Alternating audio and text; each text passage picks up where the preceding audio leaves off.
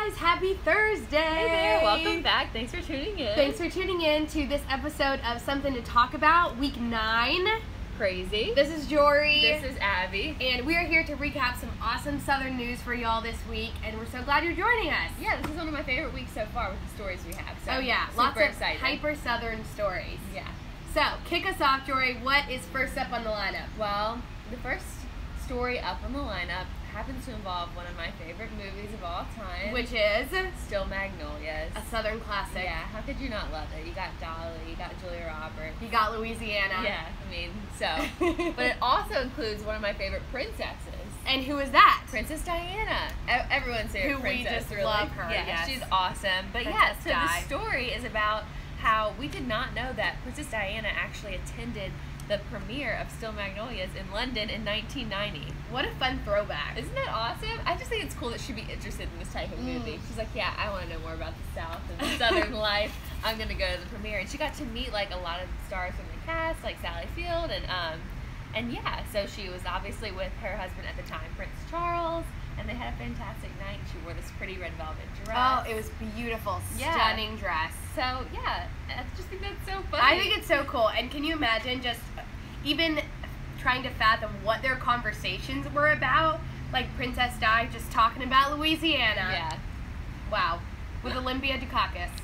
The dream. I wish I would have loved to hear her like first reaction after the movie, like to see what she thought. But we don't get that. We just know that she went. But if I was willing to guess, I think that she loved it. Who do you think her favorite character would be? Oh gosh, probably Weezer. You think? I was gonna say either Weezer or Truvy because I feel like who doesn't love Truvy? They're just Dolly hilarious. Parton is worldwide. Yeah. That's such a fun one. I love that story. All right, so up next. Oh, wait, I have to ask them a question. Oh, you're so right. Go ahead, Jorie. And with that in mind, do you guys have you can answer either one of these. Do you have a favorite line from Still Magnolias? There are so many good ones to choose from. So many good ones. Or just a favorite Southern movie, maybe, that you, like your go-to rainy day movie, sick day That's movie. a great question. Yeah, so. What is yours? Well, what's your answer? My favorite Southern movie, oh gosh, it's hard, but it's kind of obscure. It's called The Man in the Moon. Have you seen it? Okay, yes. I know what you're talking about. Yeah, it was Reese Witherspoon's first movie. She was like 14, and it's kind of like a love triangle story where they live like, in the boondocks. The sisters actually sleep out on the back porch. It's like their bedroom. It's a really good movie. Kind of sad though, fair warning. But yeah. That's a good one. And my favorite line from Still Magnolias. Oh my gosh. There's so many. I think Shelby talking about her wedding colors being blush and bashful I think that's going to be mine. Is like key. Prime Southern. It's a little dark, but when Weezer comes over and she's in a good mood and one of them says, "Why are you in such a good mood? You run over a small child on the way over." It's just dark, but really, really funny. Well, there you go. Comment your favorite line and your favorite Southern movie. We would love to hear it. Yep. Can't wait Even if it's that dark. Yeah. Dark line. That's probably the darkest one you can find. I mean, it's a good one. It is. It's funny. Our next story up, so I'm sure that y'all have heard of funeral potatoes. They're so common in the South, and the rest of the world is just kind of catching on, like what in the world are funeral potatoes, but every good Southerner knows it's like one of our favorite go-to casseroles, and it's potatoes with some kind of like cream-based soup, usually sour cream. You've got crushed potato chips on top. There's some onions worked in there. It's pretty much like a dolled up hash brown casserole. With a flaky, crunchy topping. Yes, exactly. Oh, so good. So yummy. And this food happens to be one that Southerners love to bring to funerals because it's comforting, it's super Southern, it's easy to freeze. So anyway, it's just a great casserole. Easy to make too. So the rest of the world is catching up with us. Walmart has now started selling bagged funeral potatoes. And so it's kind of taken the internet by storm because someone walked by it in a Walmart and they were like, good heavens, that bag says funeral potatoes on it, and the tagline, which I think is hilarious, is potatoes good enough to die for. Again, kind of dark, but funny. I think it's amazing. Potatoes to die for. A great food pun on the packaging. So you can buy these. They're sold by Augustin Farms is the name of the brand. It's a pre-packaged version, and it comes in like a 14-ounce pouch. It's like $10. You add water, you top it with cheese, you put it in the oven, and you have your own funeral potatoes. you don't even need to die for them. Yeah. Don't do that.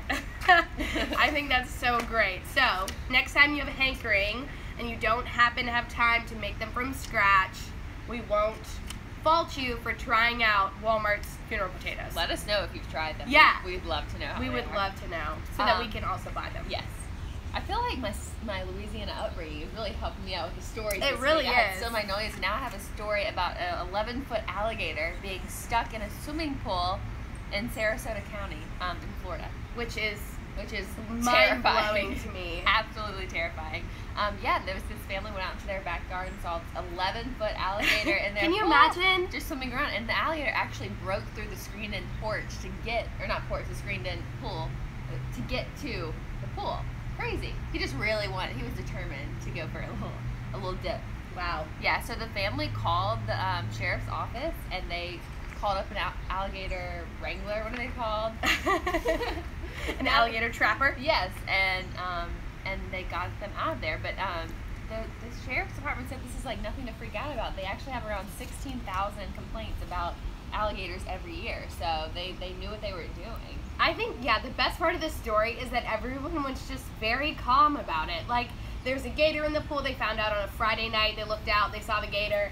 By Saturday morning, someone had, taken care of it. The only thing that was harmed in this incident was the screen that the alligator broke. And otherwise, hashtag, it's a Florida thing. Florida thing, which I would like to debate. Because I think it's actually a Louisiana thing. This is a fluke, but it's fine. Y'all do have a lot of gators down there, don't you? The sheriff's department, I think this is so sweet. They obviously tweeted about this, and they said, "Dear Internet, who seems to be freaking out over the 11-foot gator, understand it's just a Florida thing.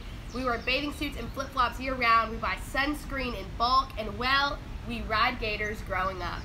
So. And then they used the little emoji with the cowboy hat, and I thought that was great. She did. She talked about it for a little while. Yeah, it's a wild story. I would not be so calm if I found the gator in my pool. I really don't know what I'd do. Also, yes. But as you don't said wrangle before, it yourself. Yeah. You said before they're very calm animals. Yes. Unless you provoke They're them. lazy. That's the thing. So they just want to maybe live I'm their more best like the life. alligator than I thought. There you go. Spirit animal. Yeah. Our next story on the lineup is about the Masters, which kicked off this week. Augusta, Georgia. Huge southern tournament. Obviously, it's golf, if you are not familiar.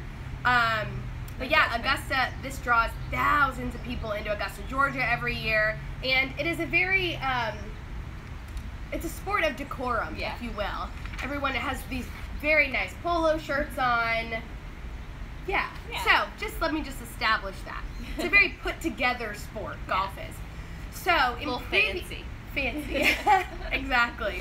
So, in previous years, there have been some issues with hecklers shouting things while the golfers are about to take their shots. So, right as, I don't know, Tiger Woods or Phil Mickelson was about to putt the ball, you might hear dilly dilly shouted from hecklers in the stands, if you will, off the green.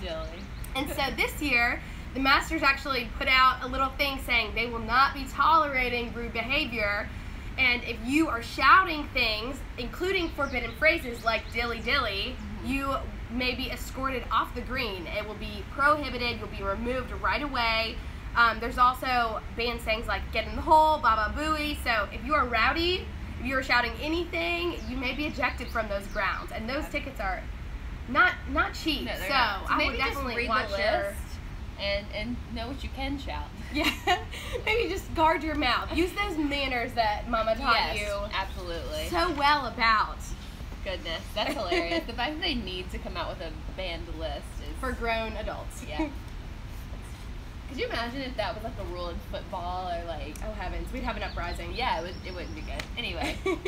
So my last story of the day, which I think is definitely the most heartwarming. Oh, it's so one of my sweet. favorite stories we've talked about is that this sweet 65-year-old woman named Carolyn Purr, is that how you say it? Who crochets to help people. Yeah, so it's amazing. So since 2005, she spent 4 to 6 hours every day crocheting, and she sells them and then uses that money that she makes to buy food and clothes for Oklahoma City's homeless people, which is amazing. I love that. It makes me want to do more. You know what I mean? She sells them at the farmer's market, And it's incredible.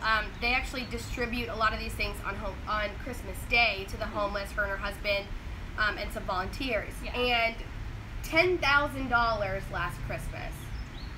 Isn't that incredible? That's amazing. That she's crocheting $10,000 worth of things. It's phenomenal. And she doesn't keep any of the money for herself, she says, of course, and gives every bit of it away. And actually started her own volunteer organization called Her Projects Incorporated. That's Just, like, phenomenal. So cool that she's giving back to her community in that way. And my favorite part is she says they also give out thousands of hugs every Christmas. It's just so sweet. That's beautiful. What more would you need than a little crocheted scarf and a hug? I think that is so great. You know, like Amazing. People like Mrs. Her, I think, are what I love most about the South. Just neighbors helping neighbors.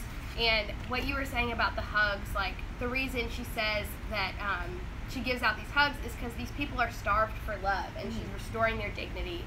And I think that's beautiful. That's so awesome. You should check out her booth if you go to the OSU OKC Farmers Market and buy something to help the homeless in the area. Tell her you're proud of her. Yeah, we so appreciate what you're doing. It's amazing. And our final story of the least. afternoon. This is so sweet. This is amazing. I'm like very impressed. So impressed. Okay, so a teen in Houston, Texas, one of our favorite states, applied to 20 super prestigious colleges, and he got in to every one of them, but he also got full rides. So this is just incredible. He applied to 20 colleges, like I mentioned. 4 of them were Ivy Leagues, from Stanford to Harvard. He's 18 years old. He's a senior at Lamar High School in Houston. And the statistics of the amount of kids that drop out of this high school, it's like the school has 3,300 kids. More than half the student body is considered at risk. So Michael Brown, this is the guy, he is just a phenomenal student. 4.68 GPA, crazy SAT score. His ACT score was 34, which if you've ever taken the ACT, y'all, that is hard. That's good. That's good stuff. To get. He's also involved like in extracurriculars, super involved. Like political campaigns. He volunteers in the community. He did Key Club, which I also did, but I did not get a 34 fun. by his ACT. But yeah, so he's just like all around like a well-rounded person and just involved in the community and obviously super smart. Yeah, and just set his mind and heart on this goal and really achieved it. And I think the most beautiful part about this story is Michael gives his mom a ton of credit for this success. We love our mamas. Yeah, exactly. His mom got divorced. She decided she needed a better job, and she enrolled at a local community college when Michael was only 8 or 9 years old, and he really watched her work hard to become the licensed counselor that she is now. And he saw how college really affected her and made an impact on her life and how important it was. And so he kind of set that same goal and has achieved it. It's phenomenal. And he says his mom probably had no idea the impact she was having on him just by, you know, chasing a goal and getting her degree. And he grew up and just remembered that and like never backed down from what he wanted to do, which is so cool. So it's beautiful. He got $260,000 through scholarship. Wow. Phenomenal. Amazing. We need more kids like that. He narrowed his list down to 7 schools. Obviously, he can't go to all 20, although we wish he could. And in no particular order, this is what he told the Chronicle. They are Northwestern, Georgetown, Princeton, Yale, UPenn, Harvard, and Stanford. But he thinks his top 2 might be Harvard and Stanford, which are exceptional schools. Yeah, great choices. So we're so proud of you, Michael. We're rooting for you. We're proud of all the work you've put into this. And I think it's just, we can't wait to see where your future is. It's an awesome, inspiring story. So we are glad to just roll past it. Yeah, for sure. Yep. Well, thank y'all for tuning in today. Thanks so much. We say this every week, but it really is our favorite part of the week, and we just love talking and chatting with you guys. We do. Checking in. And don't forget, question of the week. Yes, favorite movie, Southern movie, or favorite line from Stone Magnolias. We want to hear them, people. We're dying to see. Yes, leave us a comment. Be sure to like and subscribe to our YouTube channel. Yeah. And as always, we will see you next Thursday at 3 p.m. Bye, guys. Have a great week.